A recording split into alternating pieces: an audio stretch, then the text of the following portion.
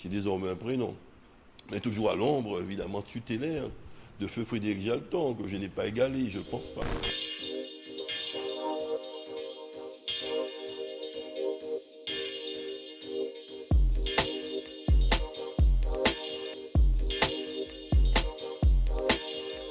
Frédéric Jalton, c'est un Guadeloupéen, hein, né aux Abîmes, de mère lamantinoise, petit bourgeoise, ça dépend, prise d'eau, hein, fils d'un commerçant, hein, qui était en pointe à l'époque, M. Félix Édouard, boulanger, vendeur d'essence, grande épicerie, et d'un père, Frédéric Jalton, dit Robert, médecin de son métier, issu d'une famille d'agriculteurs, paysans, de la ville des Abîmes, né lui-même à Boivin-Abîmes.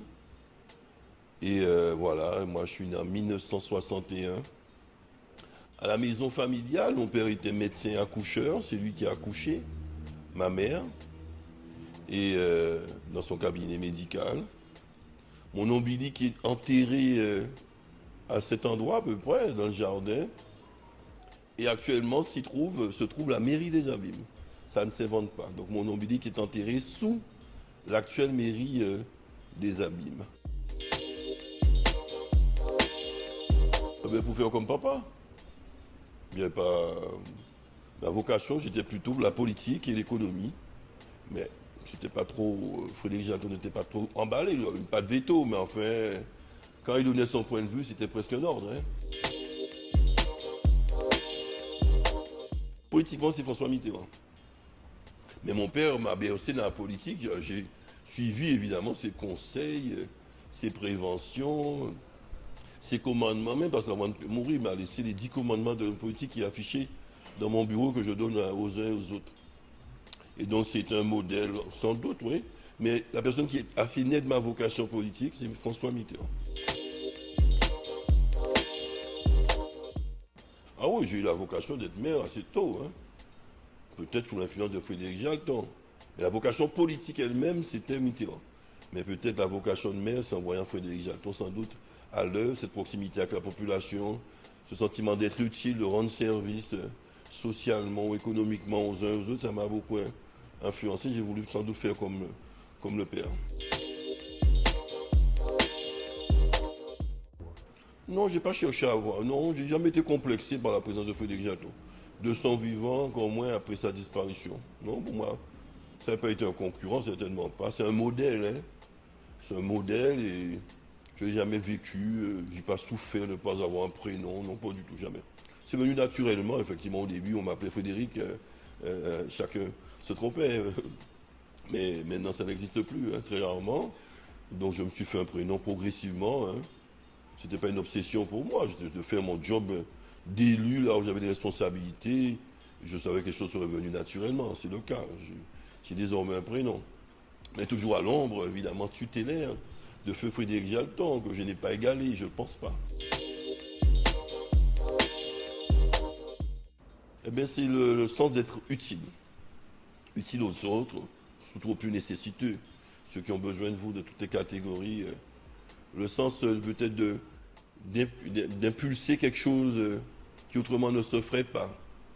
Donc c'est plus que utilité, c'est presque être nécessaire, ne pas dire parfois indispensable. Dire, l'impression que sans moi, peut-être ça ne serait pas passé comme ça, donc je dois encore être présent pour faire que les choses se passent mieux que ce qui auraient été sans moi. Oh, la politique est bien galvaudée. Hein. Mon père me disait souvent que la politique c'est un sacrifice. Ce n'est pas une sinécure, c'est un sacerdoce. Et aujourd'hui, beaucoup trop de personnes voient la politique comme un tremplin pour exister, mais sans fond. C'est un peu dommage, mais ce n'est pas le cas général. L'immense majorité des gens ont une vocation, une envie comme moi-même de servir leur quartier, leur cité, leur pays. Hein. Mais il y a trop de mercenaires en politique qui veulent faire carrière à tout prix, qui ne se donnent aucune limite personnelle. Ils ne mettent pas en exergue leur capacité par rapport aux postes qu'ils prétendent pouvoir occuper. Ils n'ont pas de limite. Et manque de modestie, d'humilité, c'est ce qui me désole un peu dans certains profils politiques de nos jours. Ah, les journées sont, je ne sais pas si elles sont longues ou trop courtes, hein. En tout cas, je me réveille généralement entre 2h30 et 5h du matin. Et je travaille pendant ce temps où le téléphone ne sonne pas, où personne ne me dérange, c'est là où je suis le plus productif. Et bien, à partir de 6h, 7h, 8h, évidemment, le téléphone commence à sonner, les collaborateurs commencent à arriver, vous interpeller, etc., les urgences par-ci. On continue à travailler sur un autre rythme, sur d'autres aspects. Et généralement, je ne mange pas avant 14h30, voire 15h. Donc, et ensuite, évidemment, dans un peu de temps, en fin d'après-midi, il y a soit des réunions, bureaux, conseil municipal, on prépare le soir d'autres rendez-vous, voilà, où on en profite pour étudier, ou aller voir la population.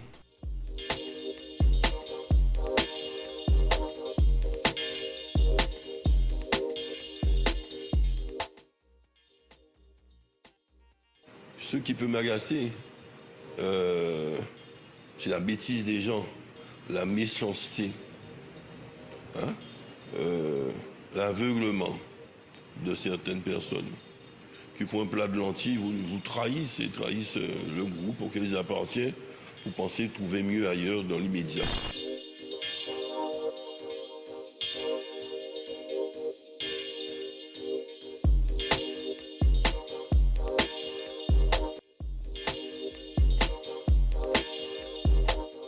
Ah ben, ce sont des gens qui veulent s'exprimer, qui veulent défendre des causes, c'est normal. On a une démocratie. Mais la démocratie a ses permissions et il y a ce qui n'est pas permis. Il ne faut pas franchir le Rubicon. Donc vouloir discuter, j'ai reçu, hein, on a discuté, j'ai donné rendez-vous.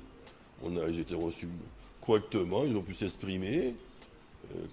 L'heure venue, une fois que j'avais répondu à tous les questionnements, j'ai dû m'absenter. On a voulu me faire boire de l'eau dans une bouteille, je ne sais pas d'où sortait cette eau, je ne venais pas la boire. Personne ne l'aurait fait à ma place. Mais j'ai bien dit que je bois l'eau du robinet, je bois de l'eau aussi avec beaucoup de magnésium, parce que je suis en déficit de magnésium. Donc de l'eau en bouteille, mais je bois les deux. J'ai bu beaucoup d'eau du robinet. Donc s'il faut le chlordéconé, je le suis comme tous les copains qui ont subi pendant des années l'eau chlordéconée. Donc voilà, hein. Et dans la famille, on a beaucoup de prostates. Je surveille la mienne pour ne pas qu'elle ne dégénère pas. Donc nous avons dans la famille, moi-même sans doute, eu des conséquences, peut-être demain le dira, du chlordécone dans l'eau. Et j'étais le premier député en 2002 à demander, questionner sur la présence du chlordécone dans l'eau potable. Premier. Député de France et de Navarre, question écrite. J'étais le premier député aussi à demander une commission d'enquête parlementaire qui m'a été refusée par le bureau de l'Assemblée nationale, s'il y accorde ou pas. On a accordé ensuite à Joël Beaujeune une mission d'information parlementaire qui est moins coercitive. Ça a été très limité. Il était proche du pouvoir, il en était le rapporteur. Mais j'avais demandé une commission d'enquête parlementaire. Aujourd'hui, les timiers consorts l'ont obtenu, tant mieux, on va voir ce que ça donne. C'est la bêtise des gens, la méchanceté, hein, l'aveuglement de certaines personnes qui, pour un plat de lentilles, vous trahissent et trahissent le groupe auquel ils appartiennent. Vous pensez trouver mieux ailleurs dans l'immédiat. Nous sommes incontournables géographiquement, en termes d'infrastructures aussi, les grandes administrations, les grands services, l'aéroport, le transport sont pratiquement aux abîmes, ou aujourd'hui Cap Excellence plus largement. Donc c'est ce qui fait que, et il y a aussi cette mémoire collective de ce que fut la vie des abîmes sous Frédéric Jalton notamment, puissante, et que nous retrouvons aujourd'hui par notre action. Mais la suite pour moi, c'est me présenter aux élections en 2020 pour un dernier mandat de maire. Parce que j'estime que 3 mandats, quelle que soit l'élection, c'est suffisant. On n'a personne d'appliquer ma doctrine, mais c'est 3 mandats. C'est 3 mandats qu'il faut pour vraiment. Surtout qu'on a trouvé une commune en déficit, en désordre comme on l'a trouvé. Si on trouve une commune florissante avec 2 mandats un peu imprégnés, ça manque. Mais quand on a un héritage lourd, il faut un mandat pratiquement pour assainir la situation. On voit bien ce qui se passe à Sainte-Anne. Baptiste n'est même pas encore arrivé à la fin de son mandat à assainir la situation. Donc, nous, il a fallu un mandat pour assainir notre situation et ensuite lancer des projets qui voient le jour pour la deuxième mandature et pour la troisième mandature. On est en vitesse de croisière en principe. On a le temps de marquer son passage. Donc, il n'y aura plus cette période d'adaptation. On va fonctionner au quart de tour. Hein. Dès le lendemain des élections, on va repartir de plus belle. Et je tendrai la main à mon adversaire qui travaille enfin avec nous. Je lui ai tendu la main à plusieurs reprises, il a refusé. Il a des ambitions à satisfaire dans son équipe, m'a-t-il dit. Et vorace, parfois gourmand. Mais je pense qu'au lendemain des élections, je lui tendrai la main. Il acceptera cette fois-ci que nous puissions rassembler les abîmés pour avancer du même pas. Mais je leur dis, abîmés, abîmiennes, c'est que je vous remercie de ce que vous avez consenti durant les 2 premières mandatures pour nous permettre de propulser de nouveau la vie des abîmes au tout premier plan. Et nous avons comme vocation de servir de locomotive au développement de l'ensemble de l'archipel guadeloupéen, Marie-Galante, des îles du Sud, le Nord-Grande Terre, qui ont besoin de nous pour pouvoir, parce que dans toutes les grands pays, il y a toujours quand même une agglomération centre qui impulse le développement économique, etc.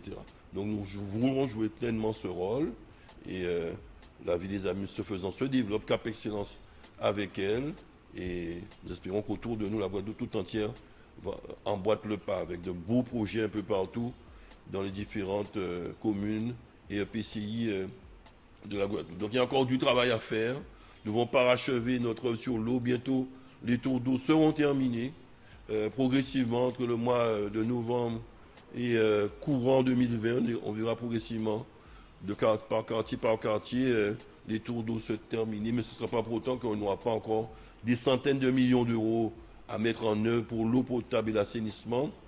Que dans tous les quartiers de la Guadeloupe, notamment le Cap Excellence, qu'on ait de l'eau partout, qu'on soit sous les hauteurs, dans les secteurs éloignés, qu'on ait tous les attributs de la citoyenneté, comme des équipements sportifs, culturels, le haut débit, le désenclavement numérique, qu'on ait des transports qui desservent toutes les localités, et qu'on ait tous les attributs de la citoyenneté, qu'on habite Bouliki, Chazot, Rézé, Grand-Camp, Courcharneau, ou Chauvel, Besson, ou le Beau des Abîmes. Que chacun ait le sentiment d'appartenir à la même communauté, la communauté abîmienne. C'est mon ambition et c'est pourquoi je vous demande de continuer à m'accompagner, en tout cas, pour une prochaine mandature, moi et toute mon équipe.